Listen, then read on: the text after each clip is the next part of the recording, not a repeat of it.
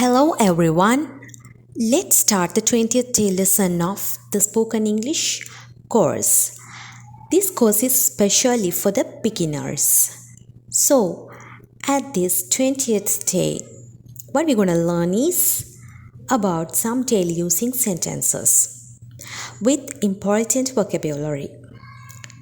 நாங்கள் as a beginner எங்களோட spoken இங்கிலீஷை இம்ப்ரூவ் பண்ணிக்கொள்வதற்காக வேண்டி தேவையான சில முக்கியமான vocabulary அவற்றை எப்படி மிஸ்டேக் இல்லாமல் சென்டென்சஸில் யூஸ் பண்ணிக்கொள்வது அப்படின்ற விஷயத்தை இன்றைக்கு பார்க்க போகிறோம். So shall we begin?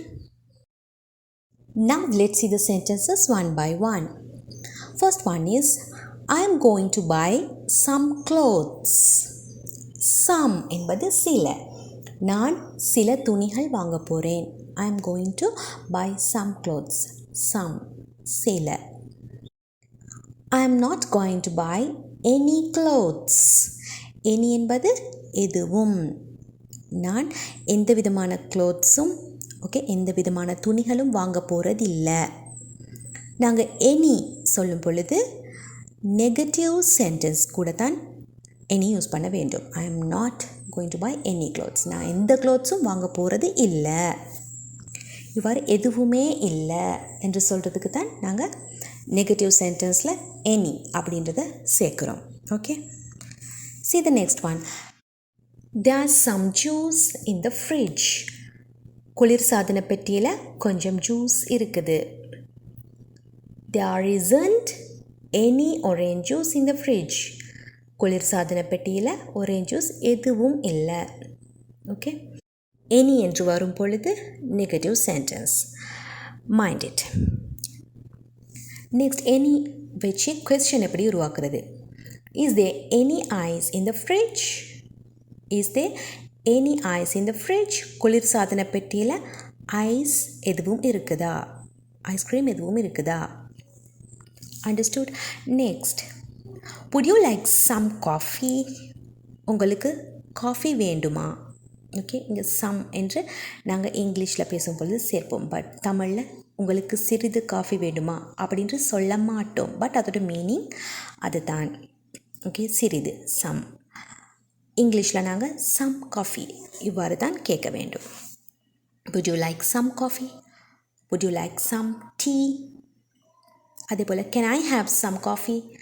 நான் சிறிது காஃபி சாப்பிடலாமா? எனக்கு கொஞ்சம் காஃபி கிடைக்குமா? இது நாங்கள் எப்படி இங்கிலீஷில் கேட்பது? Can I have some coffee? Can I have some tea? கொஞ்சம் டீ கிடைக்குமா? Can I have some water?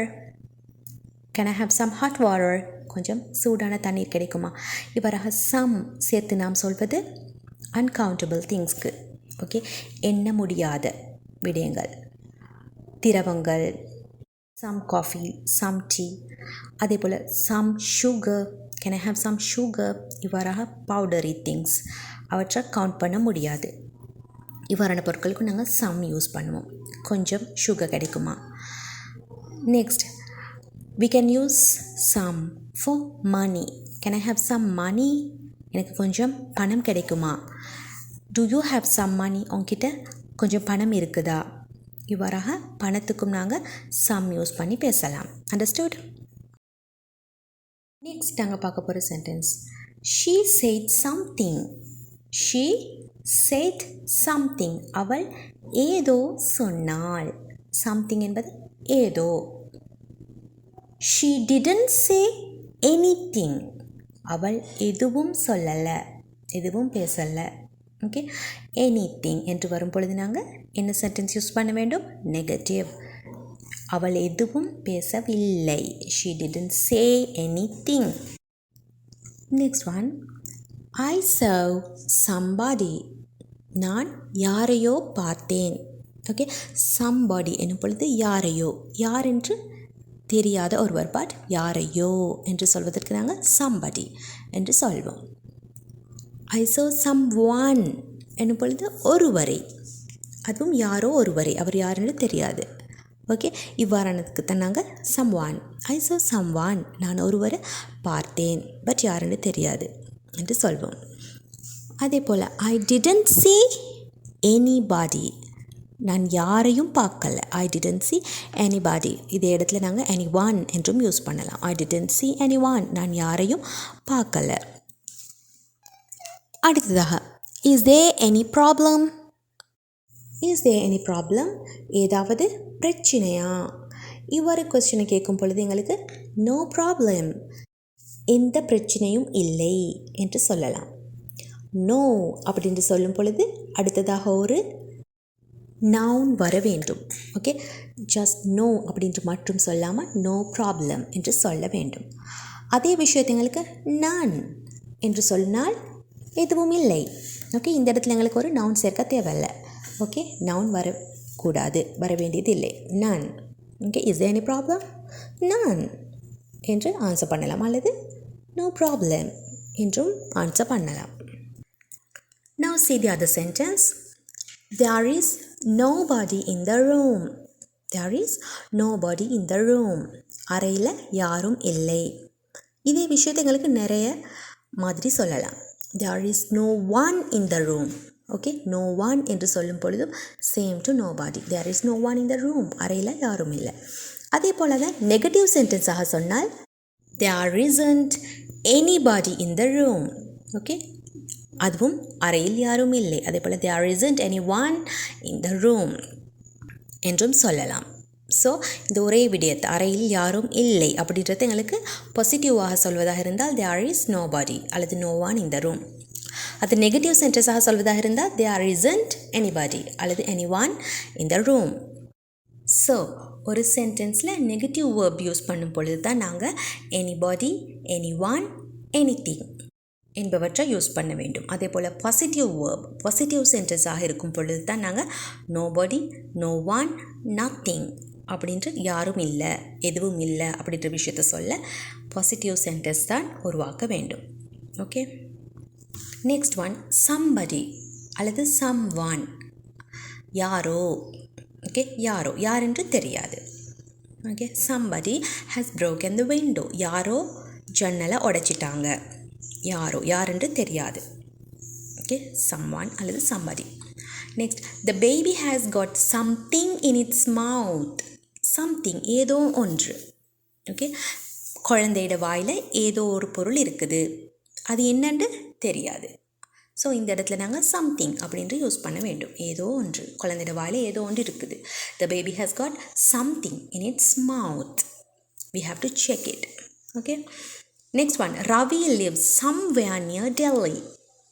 Okay, somewhere near Delhi. டெல்லிக்கு பக்கத்தில் எங்கேயோ ரவி வசிக்கிறான். ஆனால் எங்கேன்னு சர்டேனாக அந்த இடம் எமக்கு தெரியாது. ஓகே, எங்கேயோ அப்படின்னு சொல்கிறதுக்கு நாங்கள் somewhere என்ற வேர்டை யூஸ் பண்ணுவோம். Understood? See the next set of sentences. Nobody அல்லது no one is in the room. Okay, யாரும் இல்லை, இந்த ரூமில் யாரும் இல்லை.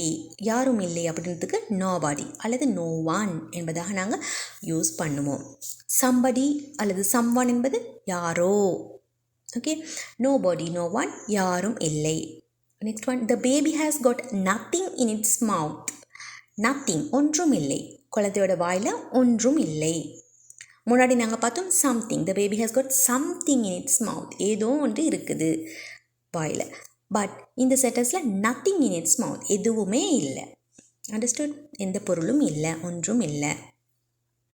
Next one, there is nowhere to go in this down.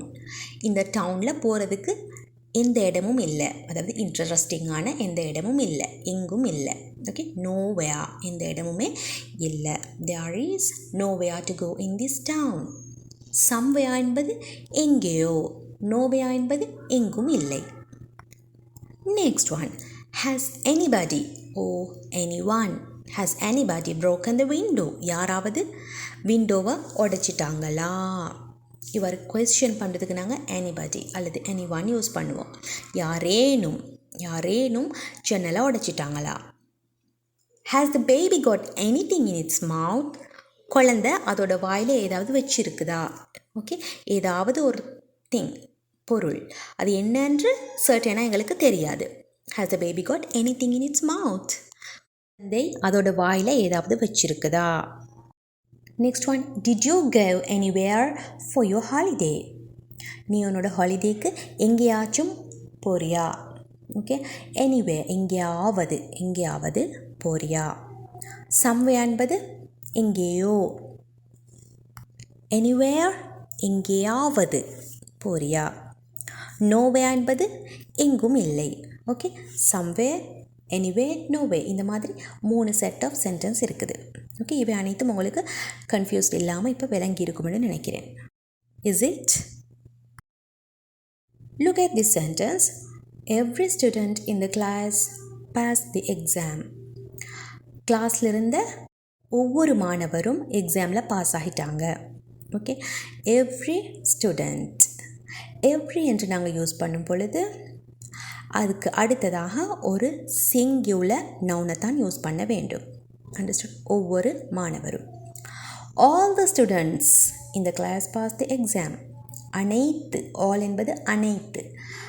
All வந்தபோது நாங்கள் அதுக்கு அடுத்ததாக யூஸ் பண்ண வேண்டியது ஒரு plural noun, the students. Understood? See the next set of sentences. Every country has a national flag. ஒவ்வொரு நாடும் ஒரு நேஷனல் ஃப்ளாக் கொண்டிருக்கும், ஒரு தேசிய கொடியை கொண்டிருக்கும். All countries have national flags. எல்லா நாடுகளும் தேசிய கொடி கொண்டிருக்கும். ஸோ இங்கே எவ்ரி கண்ட்ரி என்று வரும் பொழுது அந்த சென்டென்ஸை நாங்கள் ஒரு சிங்குலர் சென்டென்ஸாகத்தான் கொள்வோம். அதாவது சிங்குலர் நவுனை கொண்ட சென்டென்ஸாக கொண்டு நாங்கள் அதுக்கேற்ற விதமாகத்தான் அடுத்த வேர்ப் அல்லது ஹெல்பிங் வேர்பை யூஸ் பண்ண வேண்டும். எவ்ரி கண்ட்ரி ஹேஸ், இங்கே நாங்கள் ஹேவ் யூஸ் பண்ணுவது இல்லை. ஹேஸ் சிங்குலர் நவுனாக கொண்டு நாங்கள் அதோட வேர்பை யூஸ் பண்ணி இருக்கிறோம். ஆல் கண்ட்ரிஸ் என்று வரும்போது அதை ப்ளூரல் நவுனாக கொண்டு ஹேவ் நேஷனல் ஃப்ளாக்ஸ் என்பதாக யூஸ் பண்ணி இருக்கிறோம். அதே போல தான் எவ்ரிபடி, எவ்ரிதிங், எவ்ரிவேர். எவ்ரிபடி என்பது அனைவரும், எவ்ரிதிங் எல்லாம், எவ்ரிவேர் எல்லா இடங்களிலும். ஸோ இவை அனைத்துக்கும் நாங்கள் அடுத்ததாக யூஸ் பண்ண வேண்டியது ஒரு singular verb. Everybody, everything, everywhere. Everybody has friends. Okay, நாங்கள் have என்று இங்கு யூஸ் பண்ணுவதில்லை. Everything needs maintenance.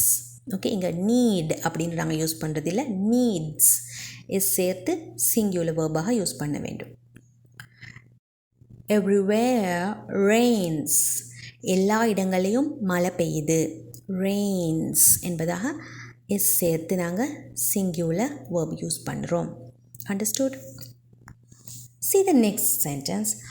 I need a newspaper every day. Every day என்பது தினமும், டெய்லி, ஒவ்வொரு நாளும். I need a newspaper, ஒவ்வொரு நாளும் எனக்கு நியூஸ் பேப்பர் வேண்டும். டெய்லி அப்படின்றது தான் நாங்கள் எவ்ரிடே என்போம். அதே போல் it rained all day. All day என்பது நாள் முழுவதும், ஒரு குறிப்பிட்ட நாளில் அந்த நாள் ஃபுல்லாக. Okay, all day, it rained all day, முழு நாளும், நாள் முழுதும் மழை பெய்தது. ஸோ எவ்ரிடே என்பது தினமும். ஓகே, ஆல் டே என்பது நாள் முழுதும். அதே போல் see the other example sentences. My sister watches TV for about 2 hours every evening. என்னோட சிஸ்டர் ஒவ்வொரு ஈவினிங்லேயும் 2 hour டிவி பார்ப்பா. ஓகே, எவ்ரி ஈவினிங், ஒவ்வொரு நாள்லேயும் உள்ள ஈவினிங், ஒவ்வொரு ஈவினிங்கும். Next one, she watched TV all evening after a long work. ரொம்ப நேர வேலைக்கு அப்புறமா அவள் ஈவினிங் முழுதும் டிவி பார்த்தா. ஓகே, ஆல் ஈவினிங், இன்றைய நாளோட ஈவினிங் ஃபுல்லாக டிவி பார்த்தா. Why? She has done all day long work. ரொம்ப நேரம் ஒர்க் பண்ணதால் அவள் ஆல் ஈவினிங்கும் டிவி பார்த்துட்டு இருந்தா. Understood? So all evening, all day என்பது நாள் முழுதும், ஈவினிங் முழுதும். Okay, every day, every evening என்பது ஒவ்வொரு நாளும். ஓகே, தினமும். எவ்ரி ஈவினிங், ஒவ்வொரு ஈவினிங்கும். அண்டர்ஸ்டுட்? ஸோ இவ்வாறான இம்பார்ட்டண்ட்டான டிஃப்ரெண்ட் டைப்ஸ் ஆஃப் வொக்கபுலரியை வச்சு நீங்கள் டிஃப்ரெண்ட்டான சென்டென்சஸை உருவாக்கி எப்படி பேசலாம் அப்படின்ற விஷயத்தை இன்றைக்கி கிளியராக சொல்லி கொடுத்துருக்கிறேன். So try to make different sentences from each of these words. So, if you think this video is useful to you, like it, comment it and share it. If you didn't subscribe my channel yet, do it now and click the bell icon. Let's meet in the next session. Until that, take care, bye-bye.